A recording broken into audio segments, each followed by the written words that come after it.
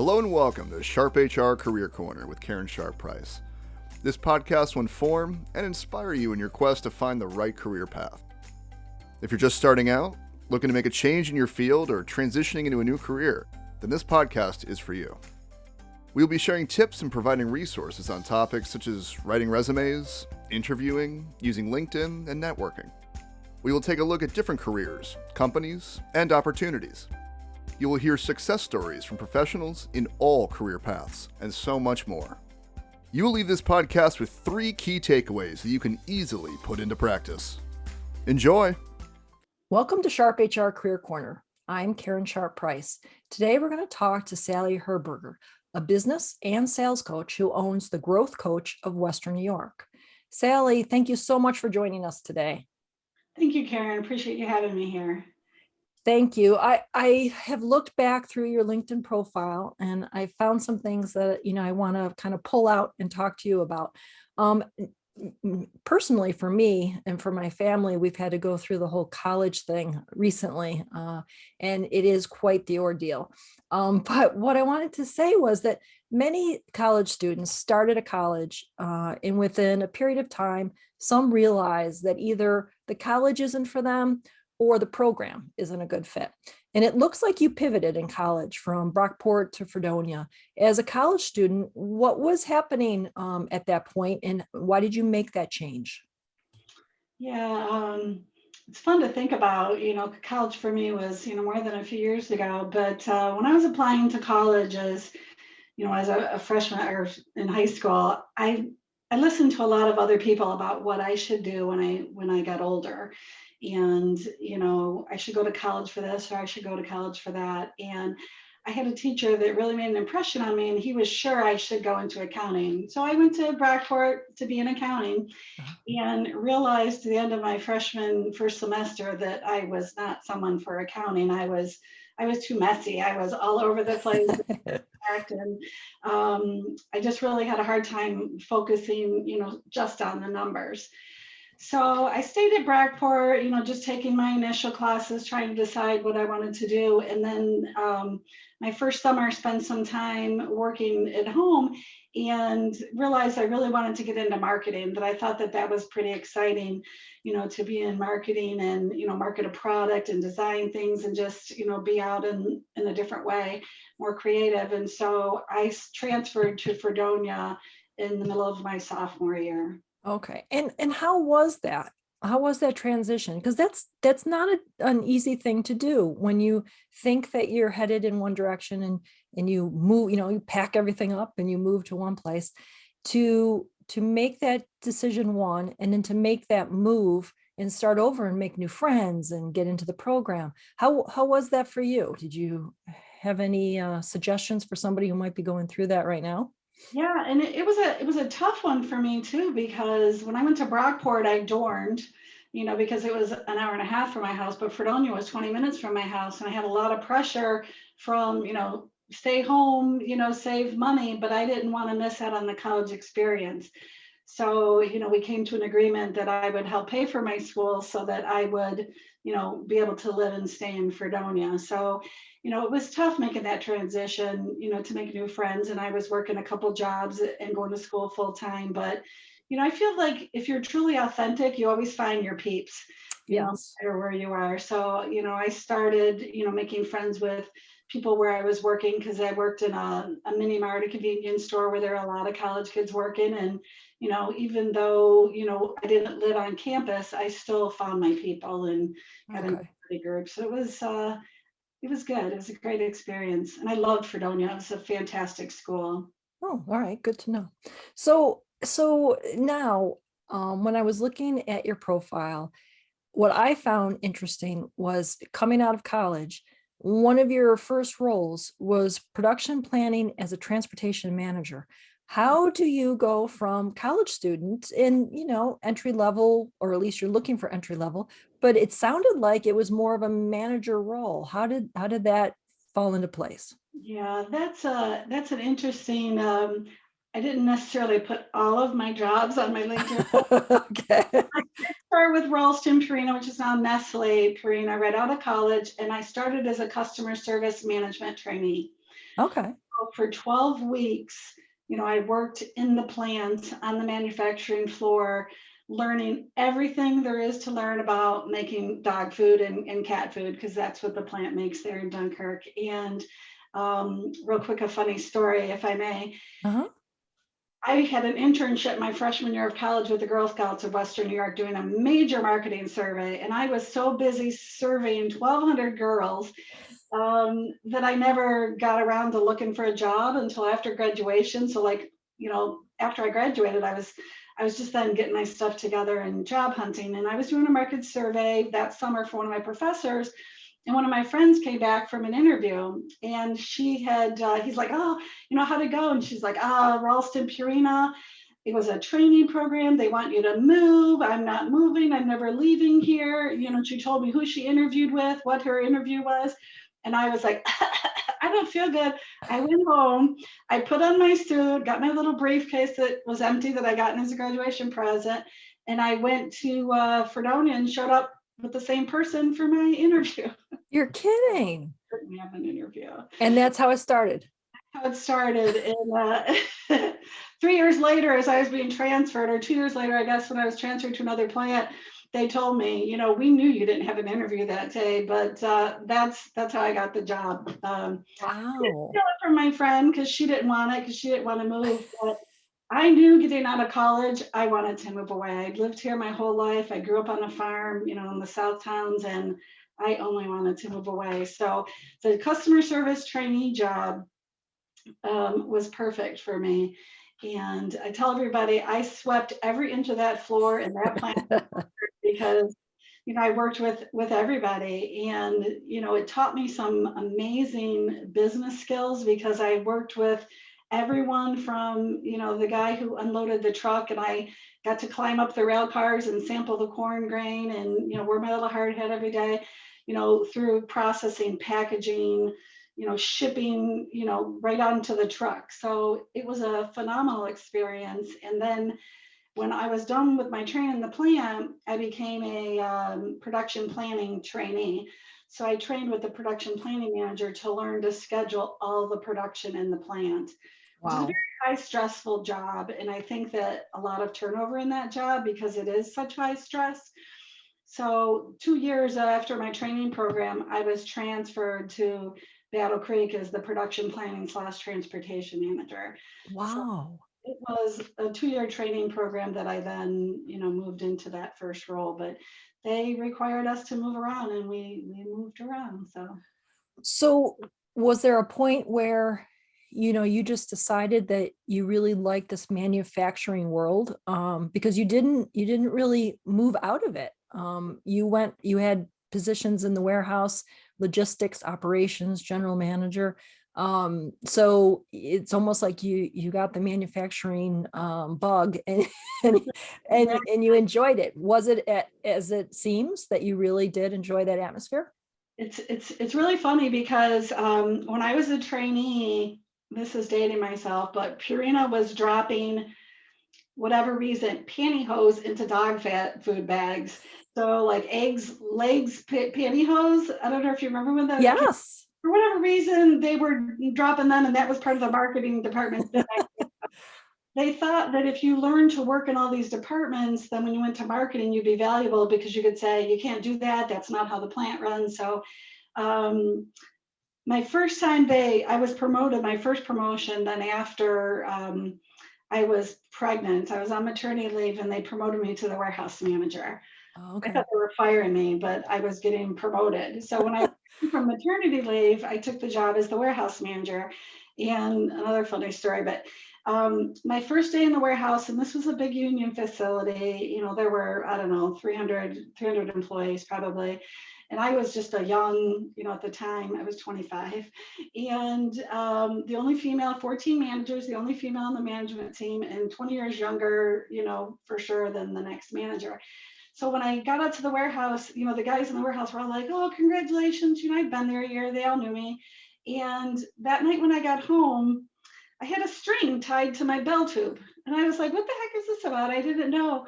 But I realized somebody must have put this string on me when they were all, cajoling me and congratulating me. So every day when I went to work, I'd tie that string back on my pants and just wear it around. And they knew I knew, and they knew, but I didn't know who, until one day they came up to me and they took that string off and they said, Sallie, you're okay. When you first got this job, we thought you didn't even know where the warehouse was and you wouldn't know what to do. But those first guys, they taught me what to do. They taught me how to be a servant leader and how to lead people and manage people and ask them what they wanted to do. And then I would use my power and authority and experience to get it done. So they taught me and I learned from them. And it was like a match made in heaven. Like, I just loved knowing that, I was doing my job and I loved my job. I always loved my job, but it was knowing that I was helping make things better for them by taking their ideas and bringing it into fruition. So the second time they asked me if I wanted to move, I went to corporate, my look-see visit, and I interviewed and I got the job. And I walked around the office in corporate and everything was, it's Ralston Purina, the big, beautiful corporate headquarters in St. Louis. And, it was so quiet and it was beautiful and so well designed, but it was very quiet and everybody was dressed in beautiful suits. And it was just such a beautiful professional environment. And I just thought, you know what, this just isn't me. I love the noise of the warehouse, the crazy things happening every day, the equipment breaking down, the, capital jobs, going with a warehouse person to visit a customer to load the trucks better. I just really love that. So I said, yeah, I'm not going to take this marketing job and sit behind a desk and, do that. I'm going to stay true to, what I found for myself. And Wow. fortunately in corporate America, you can only turn down so many of those promotions. And then so after 8 years, I ended up leaving, Ralston Purina to take another job that put me on that distribution path with a big distribution company. So. Wow. So I was going to ask you, because you were sort of in an area and an industry of mostly men, how they accepted you, but you sort of understood that and you put in your time and your effort and showed them quietly that you were there to help them. And it sounds like they approved. Yeah, it was interesting. I tell everybody I got into that business by complete accident. I really never meant to. My dad had owned trucks, when I was in high school and college, and I used to do his books, but I didn't want any part of that business. And somehow I spent, decades in this business, but I just, I grew up in a union house. My dad was a union guy and he was a very hard worker. His parents both immigrated, from Italy to the United States. So, we grew up on a farm with a very strong work ethic. And I just always believed that my role, as a leader was a servant leadership and was to, somehow be that go-between between who I was reporting to and what they wanted and what the people and what was best for them and get their ideas and, kind of mesh it together. So to say they always accepted me was not necessarily true because there were roles, and I have a lot of stories that, we will never share, some I'll take to my grave with me. But let's just say I learned that I could go from somebody, cursing me out one day to being in my office crying the next day because him and his wife were fighting about something. So, I just embraced the role, in whatever need they needed me to be and developed a mutual respect and understanding for always trying to do the right thing. So was it the warehouse that you enjoyed so much, or just the logistics of it, the fast pace, the moving, the grinding, all the things that you needed to do to get the job done? Because it sounds like you loved the management portion of it because you liked having the positive impact on your staff. But there seems to be a piece of the warehouse that you really, because I don't know if you would have felt that same way in a hospital setting or in a Yeah, I always say, why couldn't I have learned to love to do something else? A little bit of both, I think, Karen, because as my career progressed over the years, I progressed into bigger roles where I went from, bigger facilities to managing multiple facilities. I found that that's where I really, was very successful, because I was then working with the people that managed the facility and managed all the people. So I had the best of both worlds. Yeah. I was good at strategic long-term planning, but I still got to go and have the celebrations and the safety days and the perfect attendance and the anniversary awards. So a little bit of both was what really made me tick. And then at one point in my career, I went from managing a warehouse for Procter and Gamble, that was a huge warehouse with a tremendous responsibility in Cincinnati, where Procter and Gamble was. I worked for Excel Logistics, which is now DHL, but I was the go-to person with Procter and Gamble. So I spent a lot of time with Procter and Gamble. I used to fly on, their corporate plane to facilities to do audits and to look at things. So, as a 30-something, I had the life, Yeah. it was great. But as I, progressed through my career and then had, multiple warehouses, I worked for Georgia Pacific and I managed warehouse operations for the whole East Coast. But I found I was traveling 100% of the time, or 80% of the time. I was a single mom. I lived away, so I was lucky that I had a very strong support system for daycare and so forth for my kids, but we were moving a lot. We moved 5 times in 9 years, which, oh, wow, all very close and very strong and resilient, but at the same time, we missed home and hearth. So there was a point where, like most of us that move away, I had to get back to Western New York. Yep.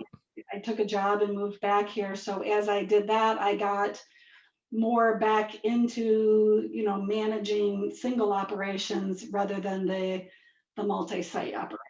Yep. Doing the other for a few years was a lot harder than I thought it would be. Yeah, but the skill set and the knowledge that you picked up while you were doing all of that, you can now fine tune an operation here that is a little bit, lower key, because you've seen what others do and how they do it, and you've learned so much.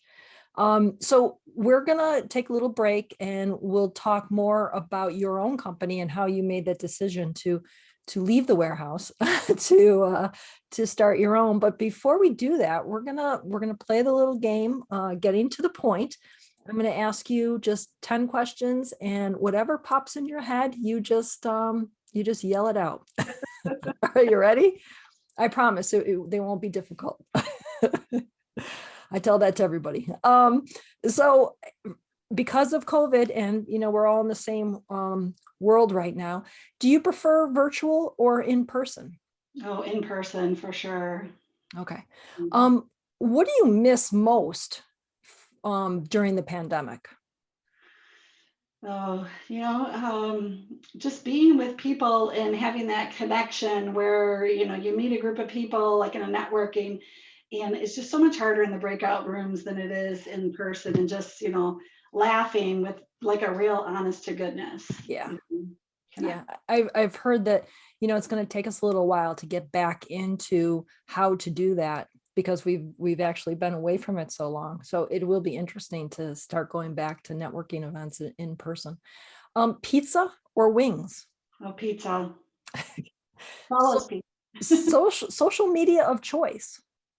LinkedIn. Okay. Dog or cat?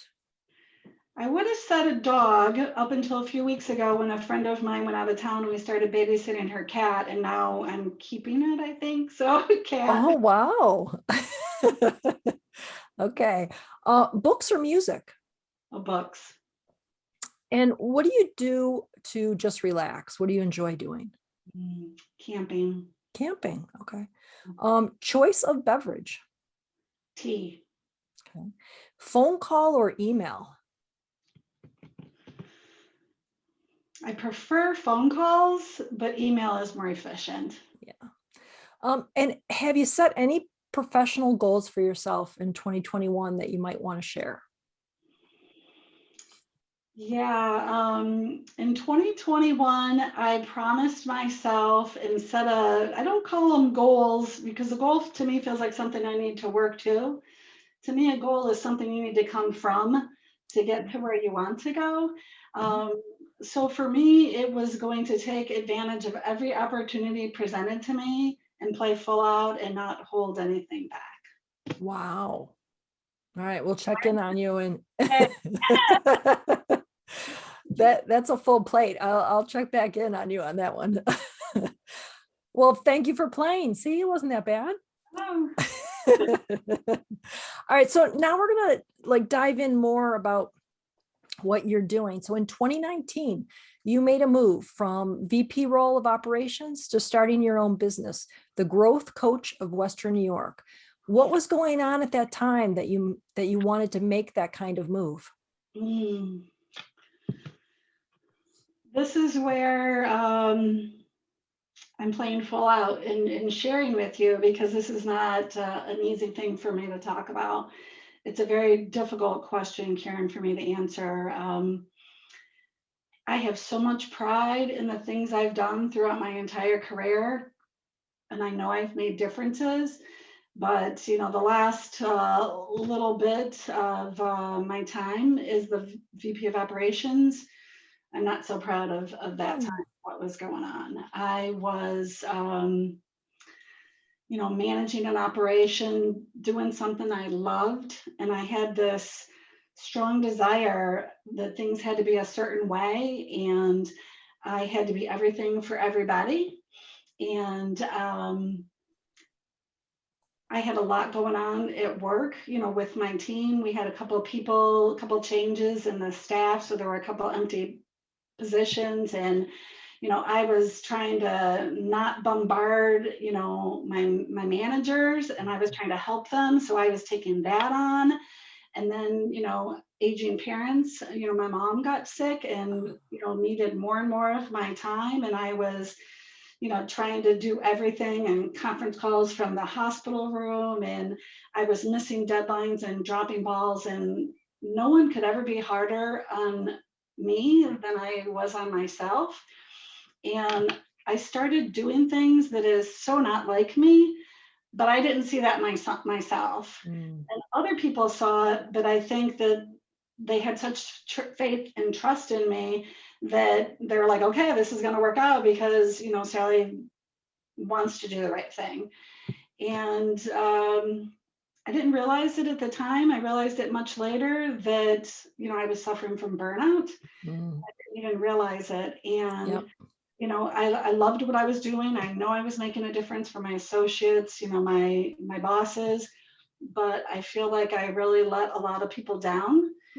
And that was never my intention. So, I realized that, something had to change, because, no one could continue. I lost my passion. I lost, all I was doing was existing. I was in a ridiculous amount of hours, not because anybody was making me, but I thought that was the right thing to do. Yeah. But I was leading by example, and the crazier I got, and it's tough. It's a tough thing to talk about, but it's part of who I am, and I have to own up to it. So where did the idea come then for the Growth Coach of Western New York? So I started, trying to decide what I wanted to be when I grew up, because I still got a lot of years of work ahead of me. And I went on interviews for some jobs that were very similar to what I was doing. And I thank God every day those people didn't hire me, because even while I was interviewing, I was like, I don't want to do this. I want to do this, But I read a book by Ken Coleman called The Proximity Principle, and it talks about finding out what you love and finding your passion and putting yourself in proximity to someone who does that. And what I discovered was the things I really loved about my job, and you even called me out on it earlier, was the development part, the problem solving part, the, making things better, building teams, improving the culture, just, all of that.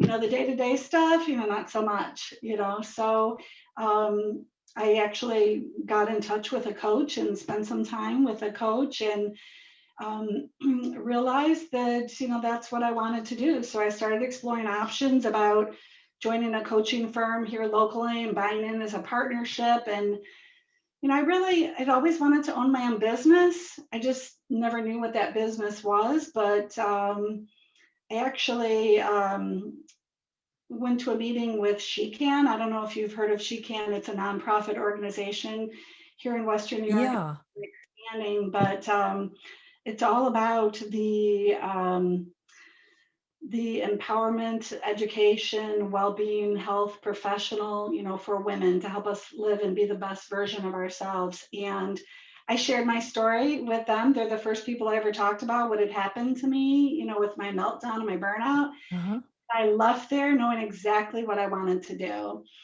And that's how I found the Growth Coach. It's actually a franchise, and I purchased the coaching franchise just a few weeks later and started a very in-depth training program and Wow. started my business. Wow. So tell us, what is it that you do? What does Growth Coach of Western New York do? Yeah, it's funny. What I do is what I've been doing every day of my entire life. I get to work with people to help them, guide them, develop them, high performance teams, leadership development, look at their business strategically, take a step out from themselves and see what they really want to do. So I work with small to medium sized businesses that have employees typically, and I help them in every aspect of their business using a proven strategic mindset process that helps them to think and step away and develop action plans to move their business forward. Wow. Develop leaders. I work with, people that are professionals in their job that are going through what I went through, that started working someplace or started a business, because they loved what they were doing and they could add value, but they got so caught up in the minutia Yeah. that they forgot why they're doing it. Wow. Wow. So, towards the end of my interviews with people, I really like to ask them, because you can learn so much from somebody else's experiences and things that they have learned. What pieces of advice would you share with someone who might have had a really very successful career, but they've decided that it's time for them to take all those skills and knowledge and hard work and start their own business that maybe they've been thinking about? What do you wish you had known before you started yours, or what three pieces of advice would you give somebody who's thinking about it? Yeah. First piece of advice I would give people is to really know your why. Why are you doing this? Why do you want to do it? What is it you're trying to do? And do you have a passion for it? You heard that say, have a passion, you never work a day in your life. Yep. I always thought that was kind of cheesy, but it's so true, because when you have a passion for something, you don't have to do anything, you get to do something. Yes. So that's your first piece. It doesn't have to be perfect. You just need to start. Sometimes, and I'm guilty of that myself, you get caught in the cycle of perfectionism. I just read one more book. I just have to do one more thing. I just have to have one more plan. But I just have to, you just have to start. And then it kind of comes along as you go. And be authentic. Don't ever try to be somebody you're not. I found that at the end of my time in the corporate world, I was trying so hard to please so many people that I lost sight of who I was and what was important to me. So be authentic. And when you're being your real true self, the rest of it comes along. And, don't wait. It's never too late or never too early, to start your own business. Just don't wait. Talk to someone like yourself who coaches people on, their career. Talk to a business coach. Yep. There's all sorts of, help out there for someone starting a business. SCORE. I had a SCORE mentor when I was first starting out, because I went from corporate to starting. Me too. Small Business Association. There's the Canisius Women's Business Center. There's just so many wonderful things out there, to help people, and a lot of coaches that help people just to help them get started, because people helped me and I want to pay it forward. Yep. I think that's all really great advice. I think sometimes we get stuck in our own what ifs, or I need to have things in a certain way before I begin. And we never begin because we always have something else that we need to work on.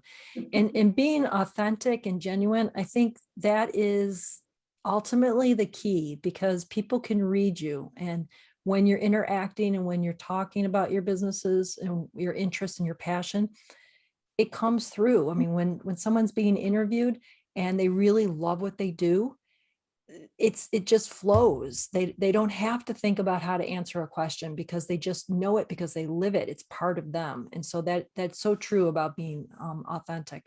So thank you so much for your time. I know this week has been really busy for you. So I really, truly appreciate taking some time out and actually talking to us about your story. I think you've got a great story. You have had such an incredible experience and success as a career. And now you're having the success of a business of your own. So like you've had, most people only get one shot. You got two now. so it's great. I'm so glad that we actually got a chance to meet. I believe we met through Grow, which, is a networking group, and you meet an incredible number of people. And I think that your story can resonate with a lot of different people who have a passion and who have always thought about it, who always thought, maybe someday I will. I know my husband, he's an engineer right now, and his passion, he thinks that when he retires, he'll start a brewery. So because he makes his own beer. So I keep pushing, maybe you should do it beforehand, do it on the side, do it now. So I always tell people, it's always nice. Well, he should read that book, The Proximity Principle. yeah. In the proximity to work at a brewery, even as an apprentice, a few hours a week at night, just start getting that, getting that experience and getting that vibe, and, it'll invigorate him in his day job too. Yes. I think he'll jump ship though. And so I'm going to wait a few more years, but yeah, I think that would be a good idea. So thank you so much for spending this evening with us. I really appreciate it. Thank you. Thank you, everyone, for listening to SharpHR Career Corner. If you're unhappy about your career path and you want to start exploring other options, please contact Sharp Human Resources. We'd love to help you out. Go to Sharp Human Resources, Sharp Human Resources Buffalo.com for more information. And Sallie, if someone wanted to reach out to you about business coaching, how would they reach you? Yeah, my email address is Herberger, my last name, at thegrowthcoach.com. And my website is www.thegrowthcoachwny.com. Okay. And I just want to give you a plug. I love your newsletter. I love the articles that you have. I mean, you find a lot of articles that are very interesting and to the point. And so I actually have one in my box right now that I saw, oh, good, I got one. So I got to read it. On Wednesday, when people are like, oh, I got the newsletter. I encourage everybody, use that newsletter and forward it on to your clients and customers, and use them to create and build relationships, because that's what all of our businesses are about, and that's what those are for. Yeah, I really do. I enjoy it. I look forward to getting yours. So if you're listening to our podcast and you enjoy listening to it, I encourage you to download the podcast, leave a comment, and share with others you know. The more downloads, comments, and likes our podcast receives, the better our ratings and the easier we can be found. So thank you in advance. Until next time, be kind, everyone. We need to show a lot more kindness in the world, and it starts with you and I. Thanks again for listening, and have a great day.